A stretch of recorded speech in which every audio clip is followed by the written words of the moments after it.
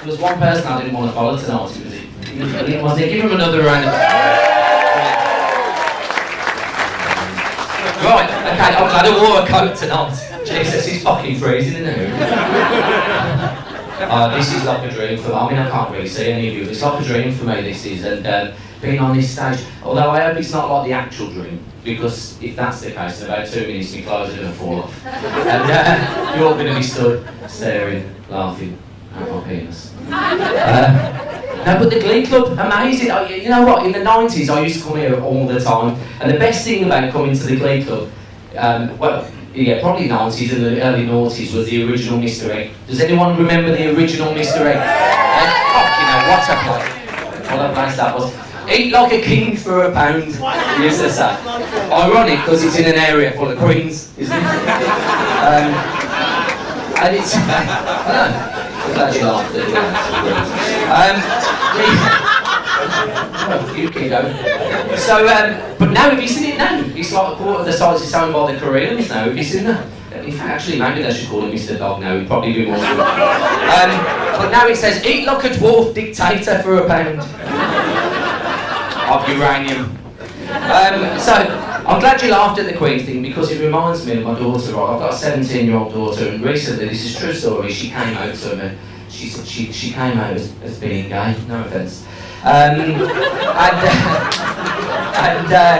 so she came out. She said to me, Dad, I'm gay.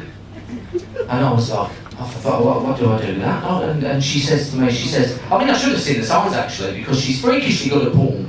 I mean, she's fucking ridiculous. And when she said to me, she says, I want to go and have a short back and sides from Tony and Gaze. I mean, that really gave it away, isn't it? No, it's a real place, though. Honestly, you stand there. So she said, Dad, I'm gay, but I'm pansexual. I don't know if any of you know what that means. I didn't know what it meant. I shit myself. I thought, well, there's a distinct lack of equipment, isn't there? If you're two girls having sex. So my fucking frying pan has got a handle like that big black fucking thing in it. I had to hide it. I mean, I know. I don't want to be fucking frying a bit of fillet steak. Do I? And it's smelling of fucking pilchards. No, I'm frying the steak there, but I'm not masturbating over my daughter's love. I mean, that's misunderstood. So she said pansexual means that I don't care about gender or biological sex. It's like, you know, anything goes.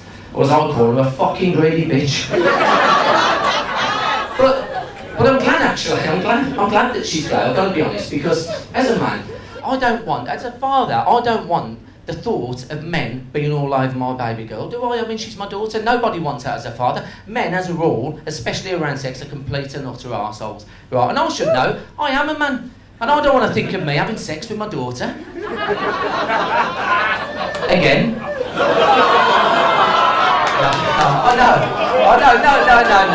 Come on. I know. I knew that wouldn't go down well. I knew it. It's a bit like her.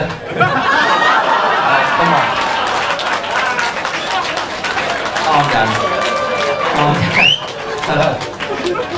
Bloody right, that just out of that. No, okay, I'm going to get serious again. So, I got married and I'm now separated, and people think that marriage is like, oh, it's bad, it costs you a lot of money. The best fucking financial decision I ever made, getting married. On the Friday, I had 30 grand's worth of debt. Well, true, nothing to do with the wedding, I just had 30 grand's worth of debt. On the Saturday, I got married, it was 15 grand in debt. I mean, it's fucking brilliant. What's mine in her is hers. We got separated. Amazing. But now I've met somebody, I know somebody can agree, she's like the bastard. I've met somebody else now, right little fizzy she is as well. She's here tonight and she's gorgeous. She's at the back, red dress, you'll have seen her, right, little thing, she's tiny, she's got a size 3 foot. I honestly thought when I first met her she was an amputee. I mean, they're fucking tiny little feet. But I have, no, it's true. I'll tell you, it's got its advantages though. I mean, she gets to do all the break-ins. It's brilliant because I can fuck her through the letterbox. It's brilliant. That's not a euphemism. I mean, although she does like that. It's true. Going shopping's a fucking nightmare though. Going doing the food shopping. Oh, it's always, can you reach that for me off the bottom shelf? And while she's sat in the trolley chair kicking her legs. No, it's not my daughter again, it's the girl. But okay. Yeah, that's cool.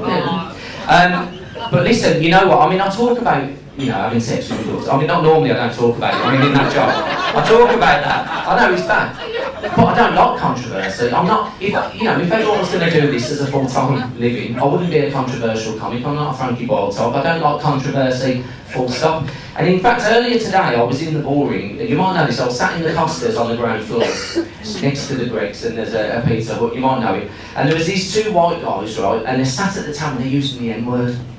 Now, like I said, I don't like controversy. I can tell there's a tension here. You're going, where's he going with this? But they were using the N-word with each other, and I didn't like it. I don't think it's acceptable. If I see lots of black guys using the N-word with each other, absolutely fine. It's acceptable. I understand it. But white people using the N-word, it's just not for me. And to be honest, why white people want to go to Nando's is fucking beyond me. That's literally all I've got. But that was fucking amazing.